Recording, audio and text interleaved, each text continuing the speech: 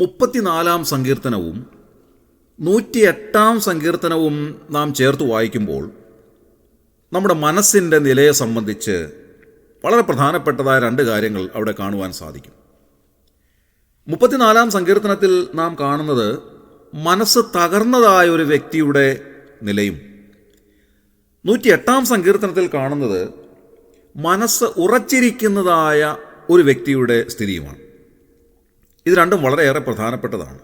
108 സങ്കീർത്തനത്തിൻ്റെ 1 വാക്യത്തിൽ നാം കാണുന്നത് ദൈവമേ എൻ്റെ മനസ്സ് ഉറച്ചിരിക്കുന്നു എന്നെഴുതിയിരിക്കുന്നതാണ്. അങ്ങനെ ഉറച്ചിരിക്കുന്ന ഒരു മനസ്സിൻ്റെ ഉടമ എന്താണ് ചെയ്യുന്നത്? ഞാൻ പാടും, എൻ്റെ മനം കൊണ്ട് ഞാൻ കീർത്തനം പാടും. വീണയും കിന്നരവുമായുള്ളവയെ ഉണരുവീൻ, ഞാൻ അധികാലത്തെ ഉണരും. അങ്ങനെ ദാവീദ് രാജാവ് പറയുകയാണ്, എൻ്റെ മനസ്സ് ഉറച്ചിരിക്കുന്നത് കൊണ്ട് ഞാൻ ദൈവത്തിന് പാട്ടുപാടും. മനസ്സുറച്ചിരിക്കുന്നതായ ഒരു സ്ഥിതി എന്ന് പറയുന്നത് ഏറ്റവും അനുഗ്രഹകരമായ ഒരു സ്ഥിതിയാണ്. അത് സന്തോഷത്തെ കാണിക്കുന്നതായ ഒരു സ്ഥിതിയാണ്. നല്ല ഉറച്ച മനസ്സിൻ്റെ ഉടമകൾക്ക് മാത്രമേ അങ്ങനെ സന്തോഷിക്കുവാനായിട്ട് സാധിക്കുകയുള്ളൂ. മനസ്സിന് തകർച്ചയുണ്ടെങ്കിൽ ആ നിലയിൽ അത്രമാത്രം സന്തോഷിക്കുവാനായിട്ട് സാധിക്കില്ല.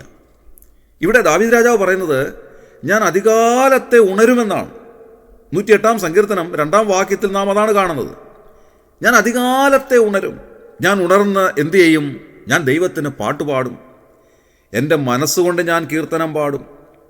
അങ്ങനെ ദൈവത്തിൻ്റെ നാമത്തെ ഞാൻ ഘോഷിക്കും. അതിരാവിലെ ഉണർന്നെഴുന്നേറ്റ് ഈ നിലയിൽ ദൈവനാമത്തെ ഉയർത്തുവാൻ സാധിക്കുന്നത് തീർച്ചയായും ഒരു അനുഗ്രഹമാണ്.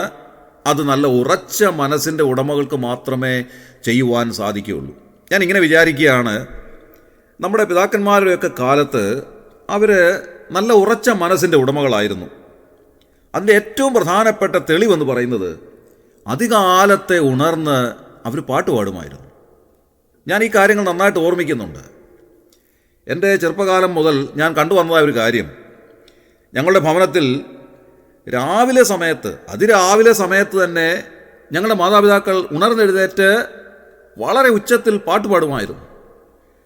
ആ പാട്ട് കേൾക്കുമ്പോൾ തന്നെ മക്കളായ ഞങ്ങളൊക്കെ എഴുന്നേറ്റ് ഞങ്ങളുടെ ബൈബിളുമായിട്ട് അവിടെ പോയിരിക്കുകയും ഓരോ ദിവസവും ഓരോ സങ്കീർത്തനം ഇങ്ങനെ വായിക്കുമായിരുന്നു. ആ ക്രമം അനുസരിച്ച് ഞങ്ങളെല്ലാവരും ചേർന്ന് 2-3 വാക്യങ്ങൾ വീതം ആ സങ്കീർത്തനം വായിച്ച് അതിനുശേഷം ഞങ്ങളുടെ പ്രിയ പിതാവ് പ്രാർത്ഥിച്ച് അങ്ങനെയാണ് ഒരു ദിവസം ആരംഭിച്ചുകൊണ്ടിരുന്നത്. സന്ധ്യാസമയത്തും ഇതേ കാര്യം തന്നെയാണ് ചെയ്തുകൊണ്ടിരുന്നത്.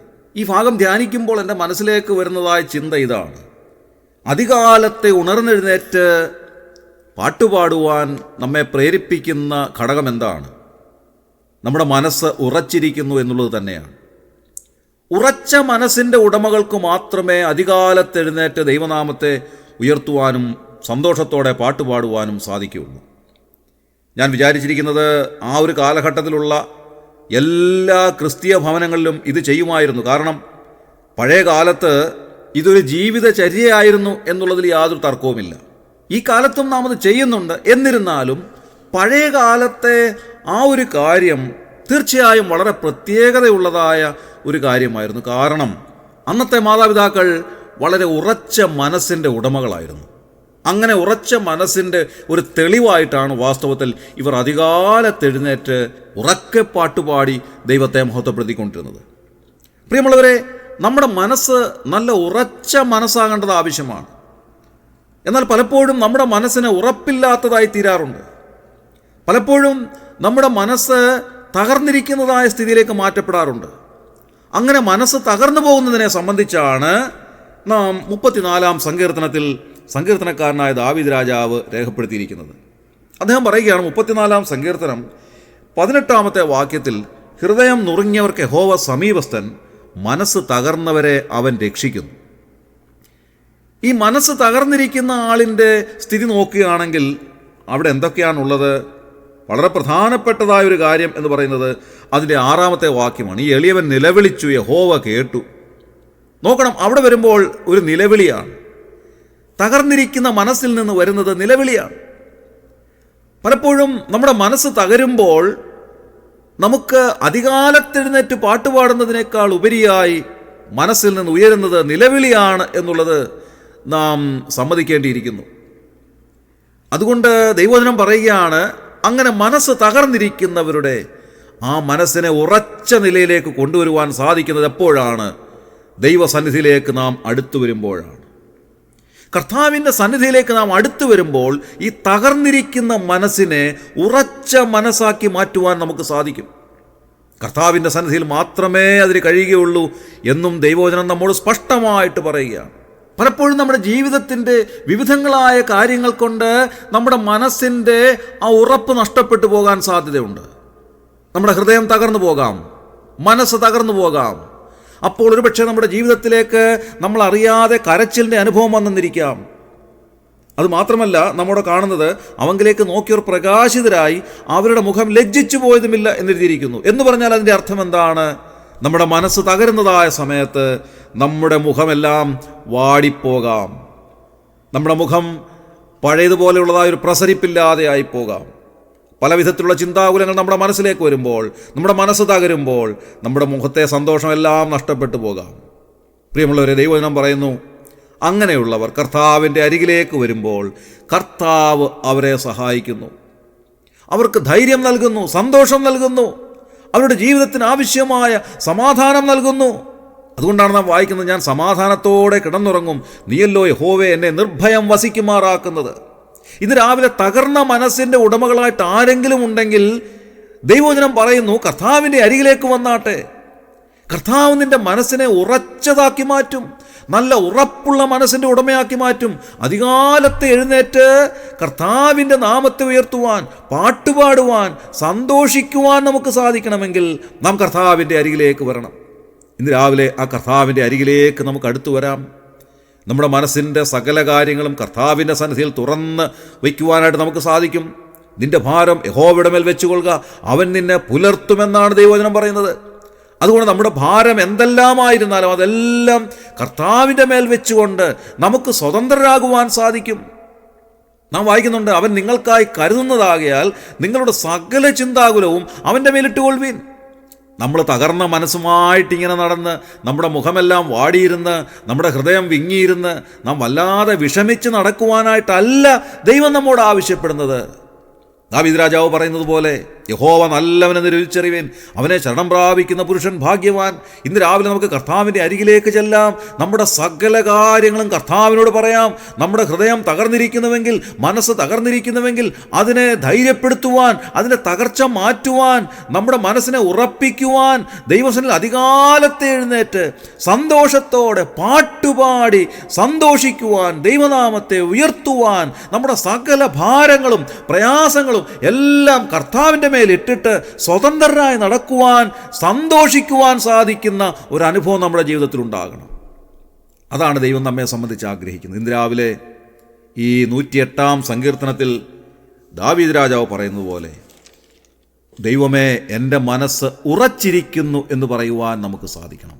അങ്ങനെ അധികാലത്തെ എഴുന്നേറ്റ് പാട്ടുപാടുവാൻ നമുക്ക് സാധിക്കണം. രാവിലെയും വൈകുന്നേരവും ഒക്കെ സന്തോഷത്തോടെ മനസ്സ് തുറന്ന് പാട്ടുപാടുവാൻ, ദൈവസന്നിധിയിൽ അടുത്തു വന്ന് സന്തോഷിക്കുവാൻ നമുക്ക് സാധിക്കണം. അങ്ങനെ നാം ഉറച്ച മനസ്സിൻ്റെ ഉടമകളായിത്തീരുമ്പോൾ നമുക്ക് ദൈവസന്നിധിയിൽ നമ്മെ തന്നെ സമർപ്പിച്ച് അധികാലത്തെ എഴുന്നേറ്റ് പാട്ടുപാടുവാൻ നമുക്ക് സാധിക്കും. രാവിലെ നാം കേട്ടതായ പാട്ടിലെ ചരണങ്ങൾ തീർച്ചയായും അതിന് നമ്മെ സഹായിക്കുന്നവയാണ്. മിഷണറി വര്യനായിരുന്ന വി നാഗൽ സാഹിബ് എഴുതിയ പാട്ടാണല്ലോ നാം രാവിലെ കേട്ടത്, യേശുവെ പോലെ ആകുവാൻ എന്ന് തുടങ്ങുന്നതായ ഗാനം. അതിലെ ഉറപ്പിക്കെന്നെ എന്നാഥ എന്ന് തുടങ്ങുന്നതായ വരികൾ തീർച്ചയായും നാം ഇന്ന് രാവിലെ ധ്യാനിച്ചതായ ഭാഗം തന്നെയാണ്. ആ വരികളൊന്ന് പാടിയിട്ട് ഈ ധ്യാന ചിന്തകൾ അവസാനിപ്പിക്കുവാൻ ഞാൻ ആഗ്രഹിക്കുന്നു. ഉറപ്പിക്കെന്നെ എന്നാഥ, നിറയ്ക്ക എന്നെ ശുദ്ധാത്മാ, ക്രിസ്തൻ മഹത്വത്താലെ ഞാൻ മുറ്റും നിറഞ്ഞു ശോഭിപ്പാൻ, ക്രിസ്തൻ മഹത്വത്താലെ ഞാൻ മുറ്റും നിറഞ്ഞു ശോഭിപ്പാൻ. നമ്മുടെ കണ്ണുകളെ അടയ്ക്കാം, നമുക്ക് പ്രാർത്ഥിക്കാം. ക്രിസ്തുയേശുവിലൂടെ അതിവാത്സല്യമായി ഞങ്ങളെ സ്നേഹിക്കുന്ന സ്വർഗീയ പിതാവാ നല്ല ദൈവമേ, അനുഗ്രഹകരമായ ഈ പ്രഭാതത്തിനായി ഞങ്ങൾ നന്ദിയോടെ സ്തോത്രം ചെയ്യുന്നു. കർത്താവെ, ഞങ്ങൾ പലപ്പോഴും തകർന്ന മനസ്സിൻ്റെ ഉടമകളായിട്ട് മാറാറുണ്ട്. ഞങ്ങളുടെ ജീവിതത്തിൽ കർത്താവെ പല വിധത്തിലുള്ളതായ അനുഭവങ്ങൾ വരുമ്പോൾ ഞങ്ങളുടെ മനസ്സ് തകർന്നു പോകുന്നു.